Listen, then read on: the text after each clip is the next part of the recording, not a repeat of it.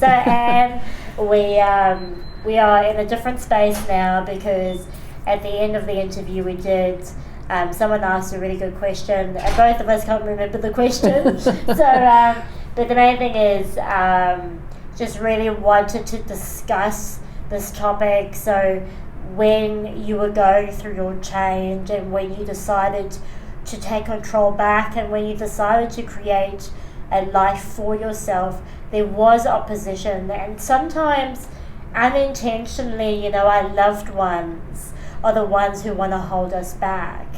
And it's not because they don't love us, it's just because they go, I don't know where I fit into this picture. You going and you moving forward, but I don't know what that means for me. And this is such an important topic, and not in a way that we don't want to say that anyone's at fault here, but it's really just about talking about it so that when women do decide to take a step forward and to take control back of their life, to expect that opposition, and just to talk a little bit through of how you handle that. So tell us, how did you handle it? Yeah, well, it was actually quite huge, and it was something that I didn't expect, because in theory, everyone around me was really supportive when I said, I've hit menopause, I've hit 50, I want to do something for me, it's my turn, it's my time, I'm sick of being housewife and mother and taxi driver and nurse and all the roles that we fill.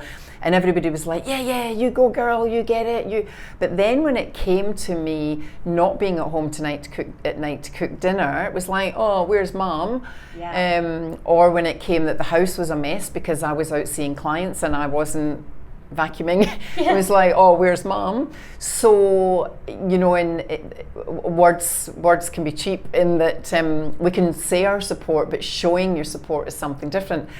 So what I realised was that I had to communicate more clearly with my family about what support I needed and how I was going to be able to make this work. That's what I wanted to say, because sometimes they say, yes, we're all going home, but then they don't know how to support you. So tell us how you made it happen for yourself. Yeah, well, we have family meetings actually. We've always done this since my kids were young.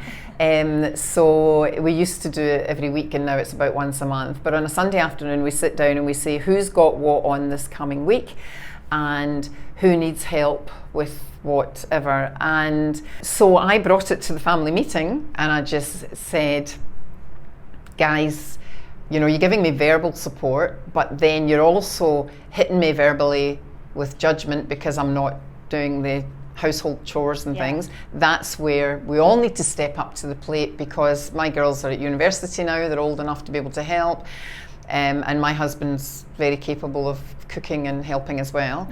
So we drew up a roster, but what was great was I got their buy-in. It wasn't me saying, you have to do this so I can do my thing. It was, if you really want to support me and you believe in what I'm doing, then we need to do practical things. Let's draw up a roster. We choose one night each where we're going to cook. And in the beginning, we would have somebody would cook, somebody would get the shopping, and someone else would clean up. But then it meant that we all had to be at home every night. Okay. So then we changed it, because everything's a process, isn't it? You don't know till you go through it whether it's going to work or not. So then we changed it that you have one night a week each where you get the groceries, you make the dinner, and you tidy up. And then that meant that none of us felt confined to being at home every night. We don't include the weekends, because often at the weekend we'll go for dinner with friends or get a takeaway or something. Yeah, sure. And that made a huge difference, because I then felt I was getting the practical support. When things weren't getting done, it wasn't just me to blame, it was usually someone else that hadn't done it. And there was a lot of retraining that went into that, where I've always said to my kids that being a family is about everybody supporting each other, but everybody contributing as well. Like any relationship, it's not just what can I get out of this, but what can I put into this.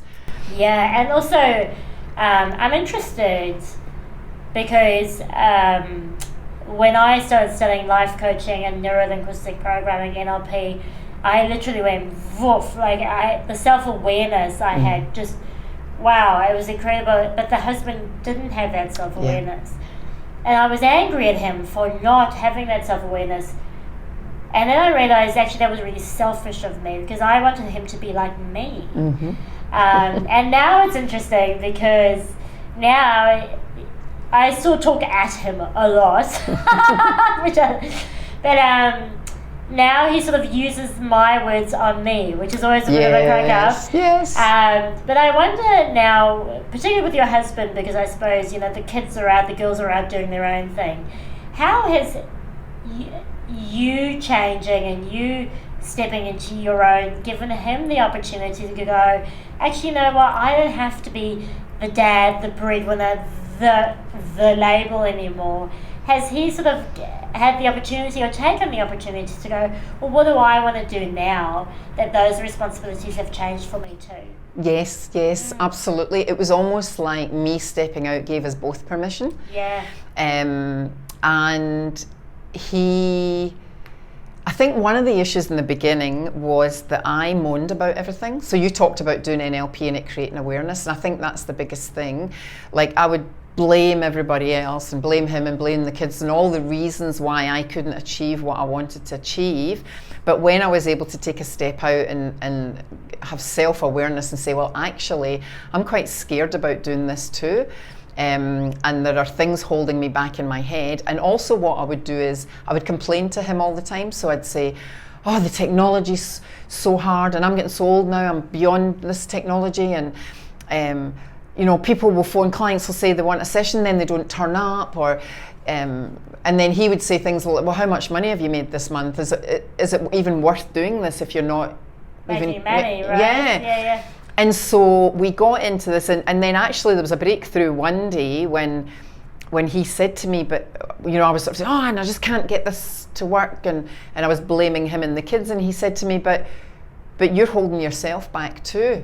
Because he said everything that you're saying is negative, and I was like, oh no. That's what I'm talking about when I give you back your own stuff. Exactly, right? yeah. Yes. And I thought, I need it. So it was time for me to hold up a mirror and to say, oh, okay. So then I thought, and my self-talk was negative, my language was negative in speaking to others and the family, and then of course the behaviour became negative. So when I was aware of that, then I started to turn it around, and I thought, okay, they're going to 100% support me and believe in me when I 100% support and believe in myself. Yes. And that was a big turning point. And that actually gave me the confidence to say, right, I'm going to make this work.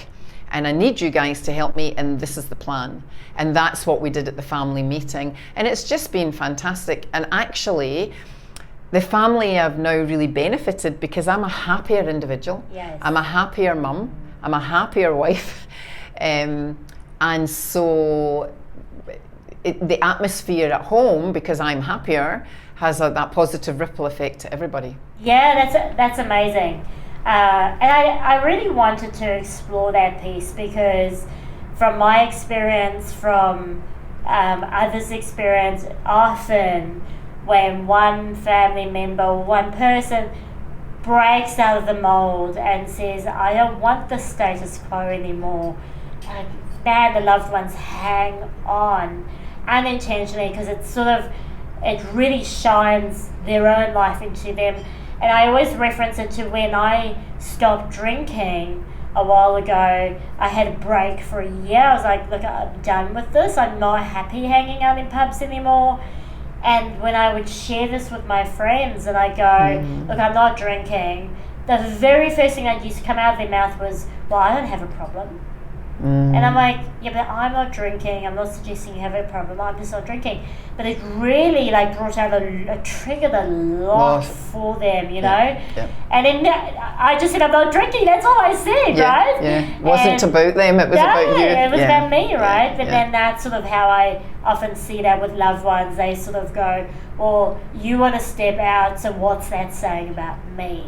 But it's saying nothing about them. That's their own stuff. Right? And I think one of the things that happens in life is that, and in relationships in particular, the goalposts change all the time. So when we get married and say you're in your 20s or 30s, well, that's different to when you have kids and you're in your 40s. Your expectations are different.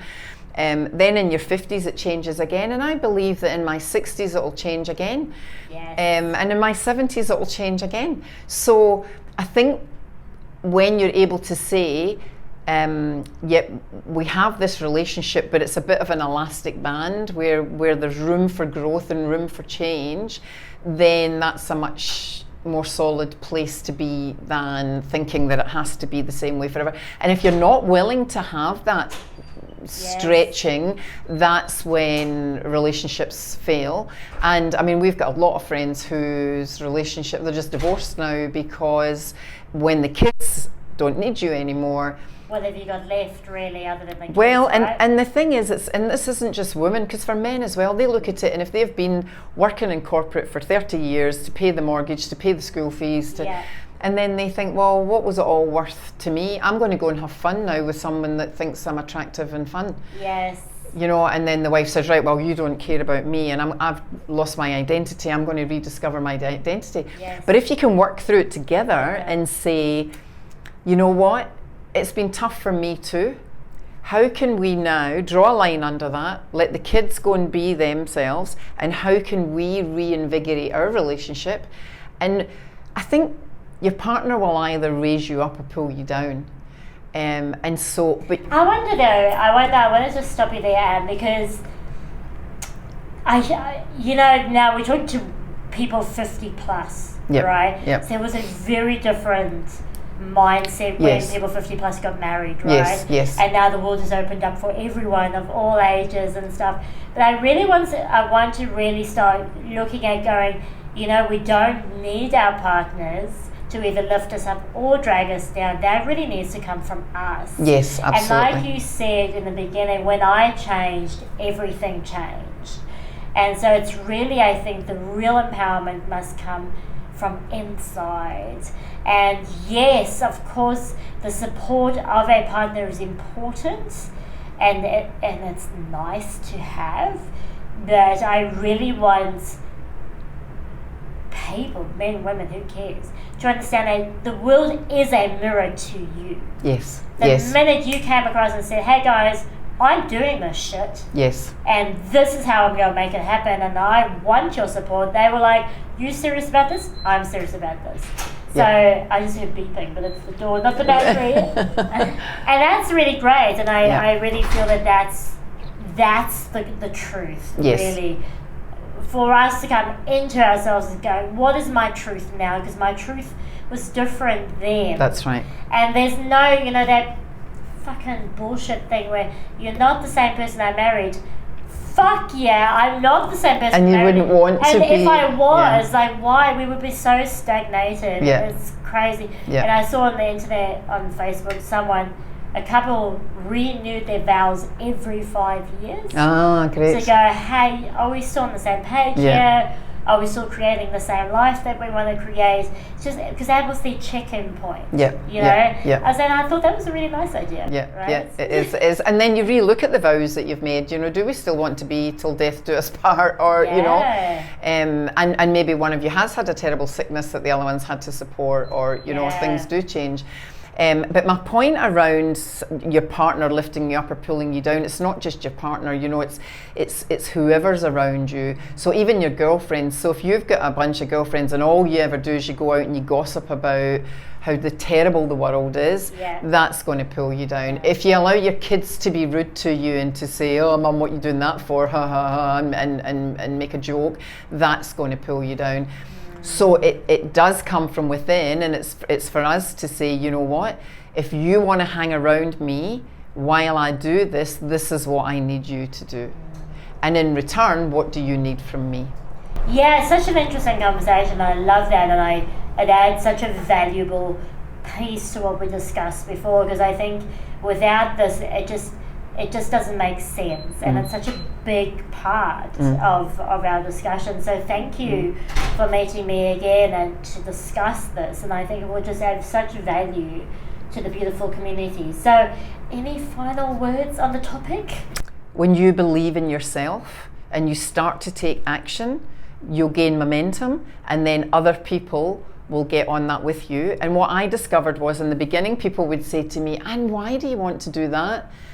And now they say to me, Anne, how did you do that? Yes. And also, just on that point for me, and this is just my take on it, sometimes people always, in the personal development, they come up with the why. Why? Yes. And sometimes, sometimes you just figure out the why as you go. That's right. That's right. The why is that I'm fucking miserable and I want to do something to change my fucking miserable situation. And sometimes that's all it needs to be. You don't have to have some altruistic thing of wanting to change the world. It's just like, because I want to do it right now.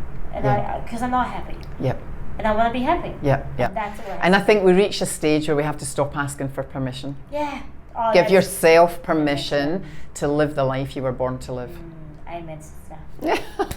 Thank you. Thank you. Hello, fabulous woman on fire.